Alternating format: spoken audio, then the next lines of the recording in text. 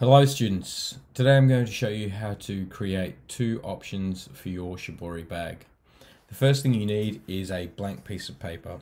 Any piece of paper you have lying around the house will do. This is a A3 piece of paper that I just tore out of a Mega Monster scrapbook that I had laying around the house. So anything's fine. The first thing you need to do is fold it into quarters.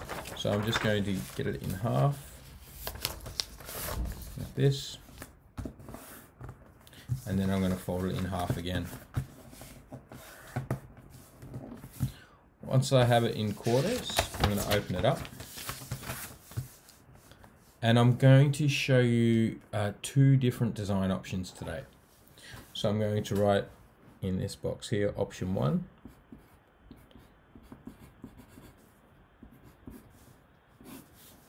And over here, I'm going to write option 2.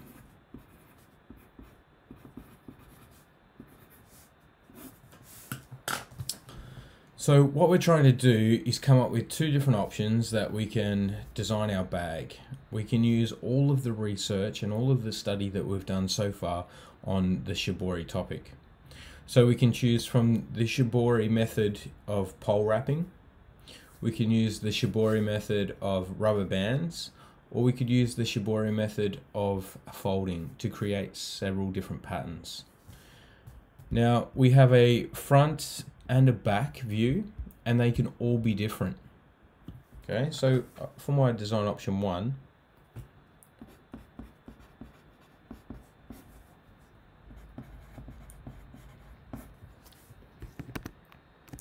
I'm just going to put front and back, and then design option 2, front and back.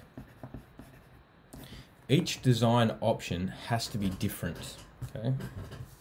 So for my bag, design option 1, I'm just going to draw this will be the front of my bag, just a square like this.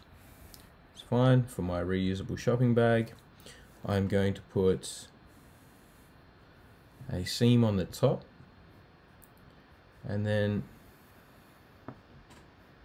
2 sets of handles with a crisscross pattern like that. So this is the front of my design option 1, and then the back. Let's push that out of the way. It's going to be the same.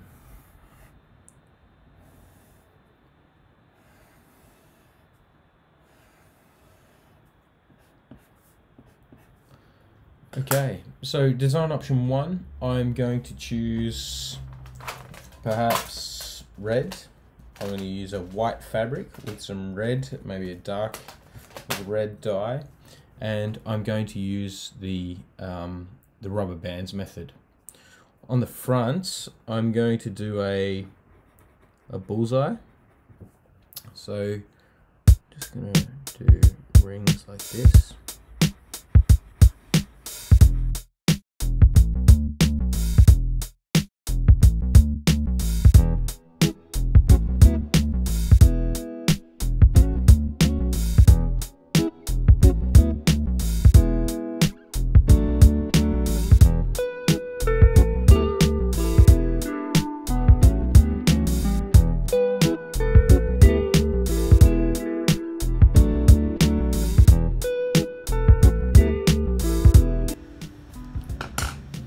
And I think perhaps a black handle would look good.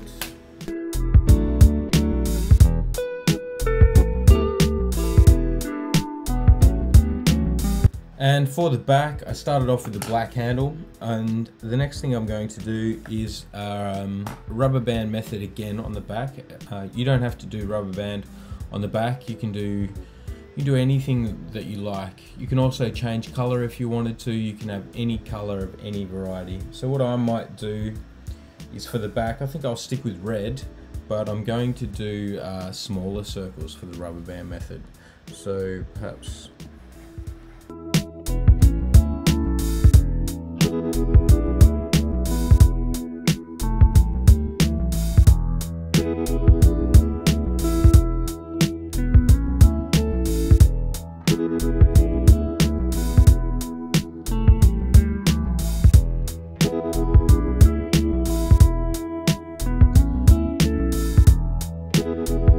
Okay, the next thing I'm going to do is just annotate.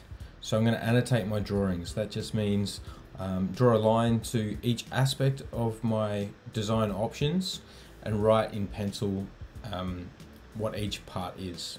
It's important to note here that I have rendered my drawings here with colored pencil. I've got a much darker red here. These lines are darker. Some of these parts go out towards the outside of the fabric, and I've tried to dye it in the center of my piece of fabric.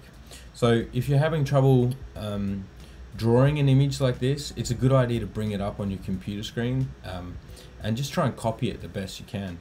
You can see here with this one too, I've done some really large circles, round circles, some are a little bit wobbly, some are a bit shaky, and it's just to get the general idea, because every time you do dye a piece of fabric, it's going to come out in its own unique way anyway.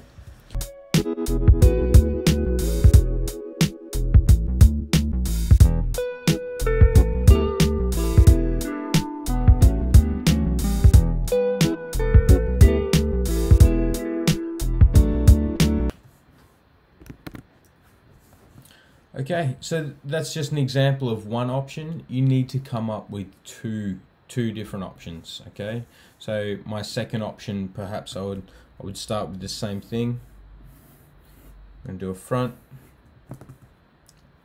with a handles on the inside this time rather than a crisscross pattern, and then the back, oops, a little bit too big, never mind. It's just for the idea of the design. On the inside, perhaps this time I would choose blue dye, just something a little more traditional, and perhaps I would do the folding techniques. So the same way that I did the first one, colored pencils, rendered. You can do any color, any combination that you like, rubber band method, folding method, or the pole wrapping method. Just try and draw it the best you can and come up with two different options. Once you've completed this, I'd like you to take a photo, drag and drop it into the Word document, and then email it back to me. Good luck.